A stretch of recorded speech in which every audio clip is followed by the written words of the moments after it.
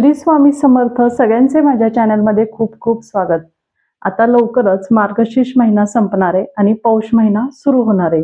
मराठी कॅलेंडरनुसार पौष महिना हा 10वा महिना आहे। पौष महिन्यामध्ये सूर्यदेवांची पूजा केली जाते, सूर्यदेवांची उपासना केली जाते।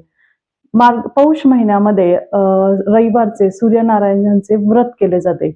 आजच्या व्हिडिओमध्ये आपण पौष महिन्यातील रविवारचे सूर्यनारायणांचे व्रत कसे करायचे, त्याची पूजेची मांडणी कशी करायची, परत उद्यापन कसं करायचं ह्याविषयी माहिती पाहणार आहोत। त्यासोबतच या दिवशी उपास करायचा का, मग उपास करत असताना तो कसा करायचा, नैवेद्य कुठला दाखवायचा, नियम कुठले पाळायचे त्या संबंधित देखील माहिती पाहणार आहोत। त्यामुळे व्हिडिओ प्लीज स्किप न करता पहा, माहिती खूप महत्त्वाची आहे। रविवारचं व्रत हे आपण आपल्या इच्छापूर्तीसाठी, आपल्याला चांगलं आरोग्य लाभावं यासाठी करत असतो।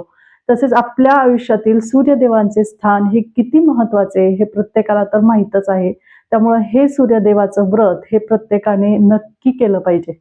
पौष महिना हा 21 डिसेंबर वार रविवार पासून सुरू होतो आणि आपलं सूर्यनारायणाचं व्रत हे देखील 21 डिसेंबर पासून सुरू होतं। म्हणजे 21 डिसेंबरलाच आपला पहिला रविवार येतो। या दिवशी काय करायचं, जी व्यक्ती व्रत करणार आहे ना, हे व्रत कुणीही करू शकतं, स्त्री पुरुष मुलं मुली कुणीही करू शकतं। मग स्त्रियांनीच केलं पाहिजे का, पुरुषांनीच केलं पाहिजे का, असं काही नाही, हे व्रत कुणीही करू शकतं। तर जी व्यक्ती हे व्रत करणार आहे ना, तिने ह्या दिवशी सकाळी लवकर उठायचंय। लवकर म्हणजे सकाळी सूर्योदय व्हायच्या आधी उठायचंय, छान स्नान वगैरे करायचंय आणि मग तुम्ही पूजा करायची आहे। म्हणजे सूर्योदय होण्याच्या आधी तुमची पूजा मांडून झाली पाहिजे।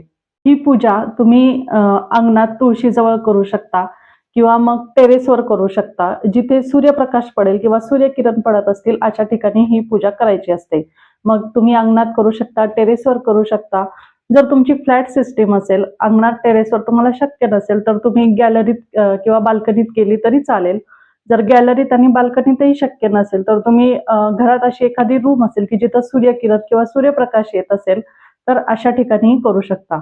जर तुमच्याकडनं ह्या तीनही ठिकाणी शक्य नसेल, गॅलरीत, अंगणात, टेरेसवर, बाल्कनीत, एखाद्या रूम मध्ये सूर्यप्रकाश येत नसेल तर अशा वेळेस तुम्ही तुमचं जिथं देवघर आहे तिथं देवघराच्या बाजूला तुम्ही बाकीच्या पूजा जिथे मांडता तिथे तुम्ही ही पूजा केली तरी चालेल। पण शक्यतो जिथे सूर्यप्रकाश येत असेल तिथे केले तर उत्तम, नसेलच पर्यायच नसेल तर अशा वेळेस तुम्ही देवघराजवळ ही पूजा मांडू शकता। तर आता पूजेची मांडणी कशी करायची, पूजा कशी करायची ते मी तुम्हाला दाखवते।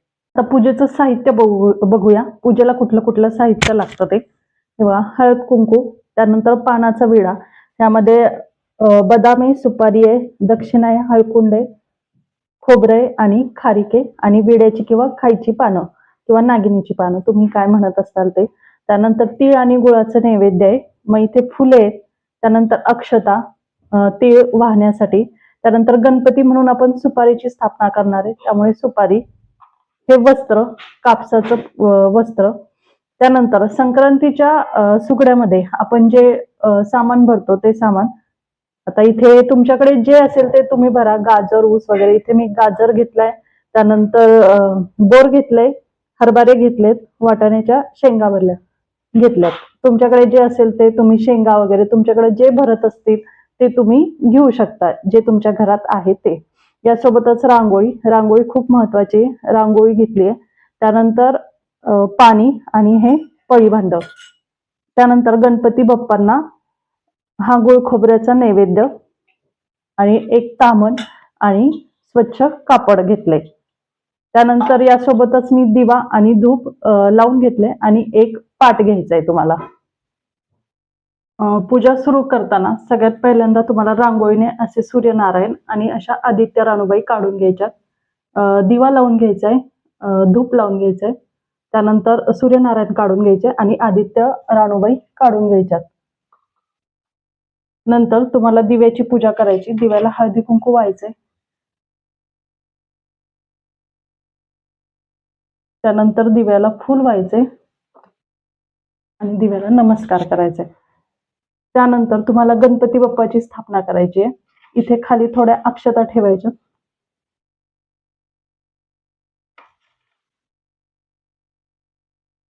त्यावर हळदी कुंकू व्हायचे,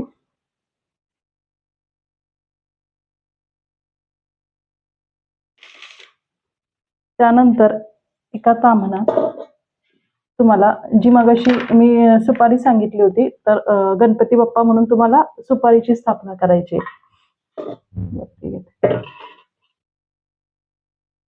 पाण्याने अभिषेक घालायचा सुपारीवर. ओम गणगणपते नमः, ओम गणगणपते नमः, ओम गणगणपते नमः असं तुम्हाला 11 वेळेस म्हणायचे, 11 किंवा 21 वेळेस. त्यानंतर ही सुपारी स्वच्छ अशा कापडाने पुसायची. तुमचं जे देवाचं कापड असेल त्याने ही स्वच्छ पुसायची. आणि नंतर इथे अक्षता घातल्या होत्या, हळदी कुंकू वाहिलं होतं, तिथे ही सुपारी ठेवायची. दिवा खाली ठेवते कारण की ते चमकते.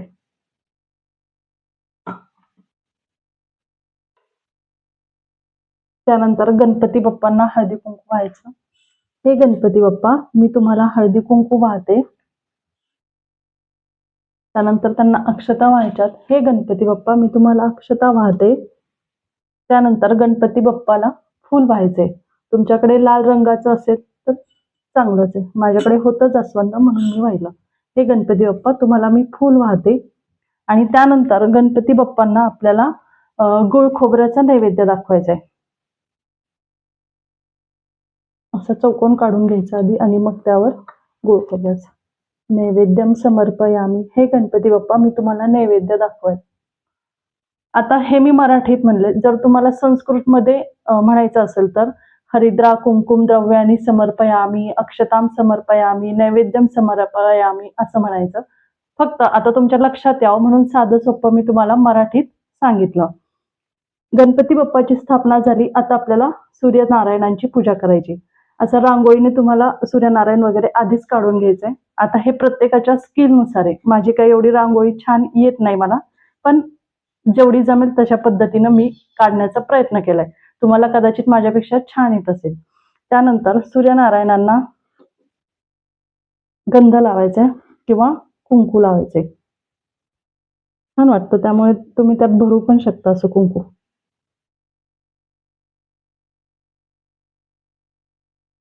त्यानंतर त्यांना अक्षता व्हायच्यात.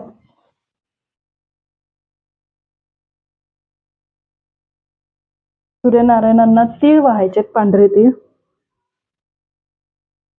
त्यानंतर त्यांना फूल व्हायचे. लाल फूल असेल तर खूप चांगलं आहे. माझ्याकडे नाहीये, पांढरेच आहेत, त्यामुळे मी पांढरं फूल वाहते.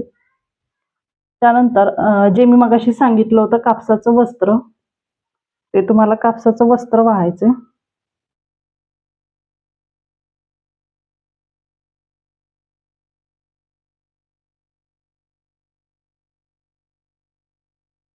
आणि सूर्यनारायणांना तुम्हाला तीळ आणि गूळ याचा नैवेद्य दाखवायचा आहे. तुम्ही दूध आणि साखरेचा पण दाखवू शकता. मी आता घेतलं नाहीये, पण दूध आणि साखरेचा दाखवला तरी चालतो. त्यासोबत तुम्ही तीळ गुळाचा पण दाखवायचा आहे. नैवेद्यम समर्पयामी. हे सूर्यनारायण मी तुम्हाला नैवेद्य दाखवते. त्यानंतर त्यांना पानाचा विडा ठेवायचा आहे. जे मी मगाशी पानाचा विडा घेतला होता, ह्या पानाच्या विड्यावर दक्षिणा घेतली आहे तुमच्याकडे जेवढी असेल तेवढी. त्यानंतर खोबरं, खारी, बदाम, हळकुंड आणि सुपारी. त्यानंतर यावर पाणी सोडायचे. त्यानंतर जे तुमच्याकडे संक्रांतीला आपण सुगड्यामध्ये सामान भरतो, गाजर, पेरू, बोर, वांगी, ऊस, गव्हाची ओंबी किंवा मग ज्वारीचं कणीस वगैरे, ते तुमच्याकडे जे असेल ते तुम्ही ठेवायचे. माझ्याकडे गाजर होतं, वाटाण्याच्या शेंगा, बोर आणि हरभरे एवढं मी ठेवलं. तर अशी ही आपली साधी सोपी सरळ पूजा आहे. पूजा कशी करायची ते दाखवलं. यामध्ये फक्त एक राहिलं की मी दिव्याने आणि धूपने ओवाळलं नाही, कारण की ते चमकत होतं. तर तुम्ही तुमची पूजा वगैरे मांडून झालं, फुलं वगैरे वाहून झाले, और तुम्ही दिव्याने आणि धूपाने ओवाळायचे, धूप किंवा अगरबत्ती. पूजा मांडणी झाल्यानंतर तुम्हाला आदित्य राणूबाईची कहाणी वाचायची. कहाणीशिवाय हे व्रत पूर्ण होत नाही. त्यामुळे तुम्हाला कहाणी ही कंपल्सरी वाचायचीच आहे. कहाणी वाचण्यासाठी सचित्र कहाणी संग्रह या नावाचं एक पुस्तक असतं. त्यामध्ये सगळ्या कहाण्या असतात. तर त्यामध्ये ही 5वीच कहाणी, 5वी किंवा पेज नंबर 12 यावरची ही कहाणी. हे पुस्तक तुम्हाला ऑनलाईन मिळेल किंवा तुमच्या इथे जिथे धार्मिक पुस्तकं मिळत असतील तिथे सुद्धा हे पुस्तक मिळेल. या पुस्तकातली आदित्य राणूबाईची कहाणी तुम्हाला वाचायची. जर माझ्याकडनं शक्य झालं तर मी कहाणीचा व्हिडिओ पण करेल, पण नाही शक्य झालं तरी तुम्ही ह्या पुस्तकातली ही कहाणी नक्की वाचा. कहाणी वाचल्याशिवाय व्रत पूर्ण होत नाही, त्यामुळे कहाणी वाचा. कहाणी वाचल्यानंतर तुम्हाला सूर्यनारायणांची आरती करायची आहे आणि त्यानंतर ह्या दिवशी नैवेद्य दाखवायचा आहे. नैवेद्य तुम्हाला कुठला दाखवायचा तर तुम्ही डाळ खिचडी, वांग्याची भाजी आणि भाकरी असा नैवेद्य तुम्हाला सूर्यनारायणांना दाखवायचा आहे. उपास कसा करायचा आणि उपास कधी सोडायचा याविषयी माहिती सांगते. उपास करताना काही जण हा उपास हा निरंकार राहून करतात, तर काही जण ह्या दिवशी तिखट मिठाचा खात नाही, फक्त गोड पदार्थ खातात. पण तुम्हाला जर नसेल जमत तर तुम्ही खिचडी वगैरे खाऊन पण हा उपास करू शकता, किंवा उपासच करायचा नसेल तर नुसती पूजा केली तरी चालेल. उपास केला तर उत्तम, पण नाही काही गोळ्या वगैरे चालू असतील किंवा आरोग्याच्या काही तक्रारी असतील तर तुम्ही उपास नाही केला तरी चालेल. फक्त तुम्ही पूजा करा, कहाणी वगैरे वाचा, आरती करा. उपास सोडताना हा तुम्हाला सूर्यास्ताच्या आधी सोडायचा आहे. 4-5 वाजता पण तुम्ही जेवू शकता, किंवा मग तुम्ही दुपारी जेवायच्या वेळेला जेवण केलं तरी चालतं. मी तुम्हाला नैवेद्य सांगितला, डाळ तांदळाची खिचडी, त्यानंतर वांग्याची भाजी आणि भाकरी असा नैवेद्य तुम्हाला दाखवायचा आणि मग स्वतः जेवण करायचंय. आणि मग संध्याकाळी तुम्ही उपासाचे पदार्थ खाऊ शकता. दुपारी उपास सोडा आणि संध्याकाळी उपासाचे पदार्थ खा. अशा पद्धतीने तुम्हाला हा उपास करायचा आहे. बऱ्याच ठिकाणी अशी देखील पद्धत आहे की या दिवशी केस हे सूर्योदय व्हायच्या आधीच विंचरतात. सूर्योदय झाल्यानंतर केस विंचरत नाही, सूर्योदयाच्या आधीच केस विंचरतात. पण तुमच्या इथे जशी पद्धत असेल तसं तुम्ही करा. कहाणीत असं सांगितलंय की ज्यावेळेस सूर्यनारायण जेवायला बसतात त्यावेळेस त्यांच्या पहिल्या घासाला केस लागतो. त्यामुळे बऱ्याच ठिकाणी ही पद्धत अशी आहे की सूर्योदय होण्यानंतर ते केस विंचरत नाही, सूर्योदय व्हायच्या आधीच ते केस विंचरतात. आता रविवारची तुमची ही अशी पूजा झाल्यानंतर सोमवारी सकाळी तुम्हाला परत स्नान करून ही पूजा तुम्हाला उचलायची. पूजा उचलताना आधी तुम्हाला क्षमा प्रार्थना म्हणायची की हे सूर्यनारायणा, मी माझ्या श्रद्धेने, भक्तीने मी तुमची पूजा केली. जर ही पूजा करताना माझ्याकडनं काही चूक झाली असेल, काही चुकलं असेल तर मला क्षमा करा, मला माफ करा, अशी तुम्हाला क्षमा प्रार्थना करायची. आणि मग त्या पूजेवर तुम्हाला आधी अक्षता व्हायच्या आणि मग ती पूजा उचलायची आहे. पूजेतली रांगोळी वगैरे पूजा उचलल्यानंतर ती तुम्ही एखाद्या झाडाच्या मुळापाशी किंवा शेतात वगैरे तुम्ही विसर्जन करू शकता. ज्या खाण्याच्या गोष्टी जर तुम्ही बाहेर पूजा केली असेल तर तीळ वगैरे असेल, दूध असेल किंवा मग खोबरं आणि गुळ असेल तर ते पण तुम्ही असं बाहेर एका साईडला ठेवा की जेणेकरून कुत्र, मांजर, एखादा प्राणी येऊन ते खाऊन जाईल. त्यानंतर ज्या गाजर, पानाचा विडा वगैरे ते तुम्ही त्याच्यावरचे पदार्थ आहे तसे वापरू शकता, किंवा विसर्जन करायचे तर विसर्जन पण करू शकता. कापसाचं वस्त्र ते तुम्ही नंतर पाण्यात विसर्जन करा. बाकी मी तुम्हाला सगळं सांगितलंय. पूजेचं उद्यापन कसं करायचं ते सांगते. शेवटच्या रविवारी तुम्हाला पूजा करायची, मी सांगितली तशी पूजा करायची. कहाणी वगैरे वाचून आरती वगैरे झाल्यावर तुम्हाला महिलांना बोलवायचे, त्यांना हळदी कुंकू लावायचे. त्यानंतर तुम्हाला त्यांची ओटी भरायची. त्यानंतर एखादं फळ किंवा तिळगुळ असं तुम्हाला त्यांना प्रसाद म्हणून द्यायचंय. जर तुमच्याकडे महिला ह्या खूप नसतील, 5 किंवा 7 तुम्ही बोलवू शकता, पण नसतील एवढ्या तर तुम्ही एका महिलेला हे केलं तरी चालतं. एका महिलेला बोलवून तिला हळदी कुंकू लावून मग तिला एखादं फळ द्यायचं, तिची ओटी भरायची. असं हे उद्यापन करायचं. आणि शेवटच्या रविवारी तुम्ही नैवेद्य म्हणून शेवयाची खीर, वांग्याची भाजी, चपाती आणि डाळ खिचडी असं तुम्ही करायचंय. हे व्रत करताना जर एखाद्या रविवारी मासिक धर्म आला तर त्या दिवशी तुम्हाला फक्त उपवास करायचा आहे, पूजा वगैरे करायची नाहीये. पण हे व्रत पौष महिन्याचंच असल्यामुळं, पौष महिना संपल्यामुळं तुम्हाला हे व्रत करता येणार नाही. फक्त पौष महिन्यामध्येच ही पूजा करायची. त्यामुळे एखादा रविवार गेला तरी काही हरकत नाही, जाऊ द्या. तुम्ही उपवास केलाय त्यामुळं तो रविवार पण काउंट मध्ये होणार आहे. फक्त हे व्रत पौष महिन्यानंतर करत नाही, त्यामुळे नंतर ही पूजा तुम्ही एखादा रविवार राहिलाय म्हणून करायची नाहीये, फक्त पौष महिन्यातच करायची. नारायण व्रताची पूजा कशी करायची काय त्याविषयी मी तुम्हाला सगळी माहिती सांगितली, उद्यापन वगैरे. आता ह्या पूर्ण महिनाभर, पौष महिन्यात पूर्ण महिनाभर तुम्हाला सूर्याला अर्घ्य द्यायचे. अर्घ्य देताना तुम्हाला एका तांब्यात पाणी घ्यायचंय, पाण्यामध्ये हळद कुंकू व्हायचे, त्यानंतर तीळ, अक्षता आणि गुळाचा खडा, एखादं लाल फूल व्हायचे आणि मग ते पाणी तुम्हाला सूर्याला अर्घ्य द्यायचे. अर्घ्य देताना तुम्हाला ओम सूर्याय नमः किंवा ओम गृहिणी सूर्याय नमः किंवा आदित्याय नमः असं 11 वेळेस किंवा 21 वेळेस म्हणायचे. पण सूर्याला अर्घ्य देणं हे पौष महिन्यात खूप चांगलं असतं, त्यामुळे तुम्ही नक्की प्रयत्न करा. जर तुम्हाला महिनाभर नाही जमलं तर तुम्ही निदान रविवारी का होईना सूर्याला अर्घ्य नक्की दिलं पाहिजे. सूर्याला अर्घ्य देताना खूप असं 8 वाजता, 9 वाजता, 10 वाजता ह्या वेळेला देऊ नका. ज्यावेळेस सूर्य उदय होतो त्यावेळेस देण्याचा प्रयत्न करा. खूप उशिरा वगैरे देऊ नका. फार फार तर तुम्हाला काही काम असेल, काही जमलं नसेल तर 7 वाजेपर्यंत ठीक आहे, पण खूप उशिरा देऊ नका.